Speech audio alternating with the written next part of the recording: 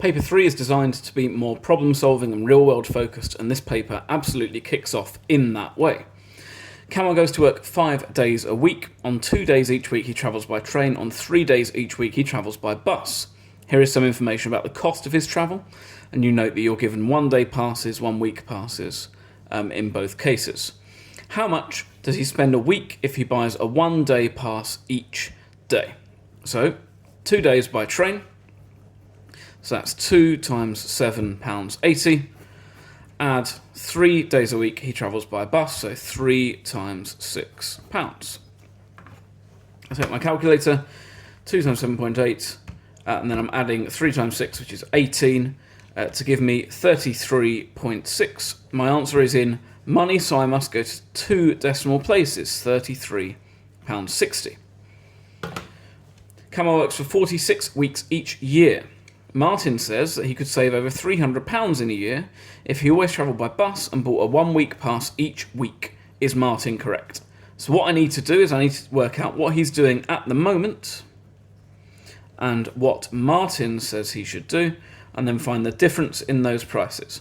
What he's doing at the moment costs him £33.60 a week, and he's doing that for 46 weeks.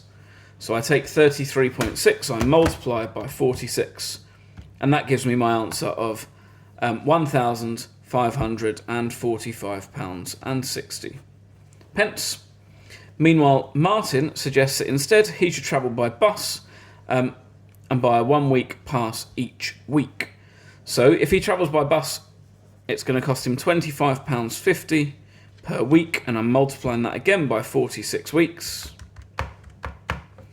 And that costs £1,173.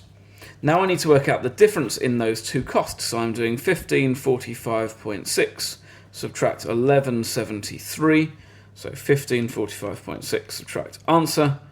And that tells me that he saves £372.60, which is greater than 300. Therefore, Martin is indeed correct. And I must give that conclusion at the end. The examiner will be looking for £372.60 in the justification, so I make sure to make that nice and prominent. Question 2. Henry has to estimate the value of that calculation. He does this by rounding each of the numbers to one significant figure, work out his estimate. So 7.8 to one significant figure is 8, so I have 8 squared over, and then 3 add 7. So that's 64 over 10, which is 6.4.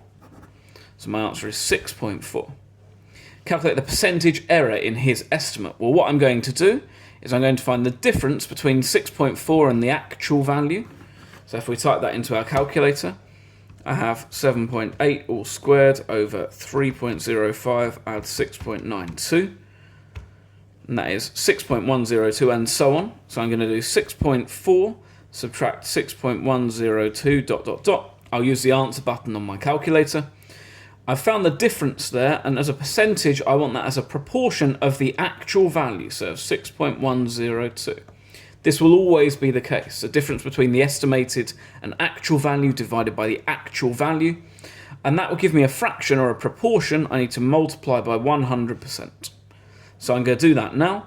So I have 6.4 subtract answer over answer and then multiplied by 100, and that gives me 4.88% to 3SF.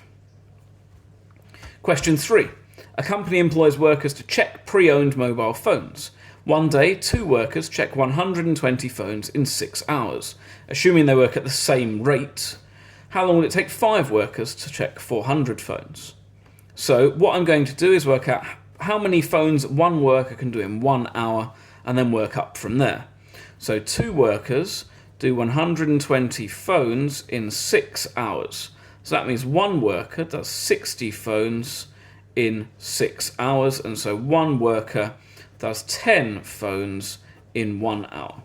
1 worker does 10 phones in 1 hour, and therefore 5 workers, and multiplying by 5, they do 50 phones in 1 hour.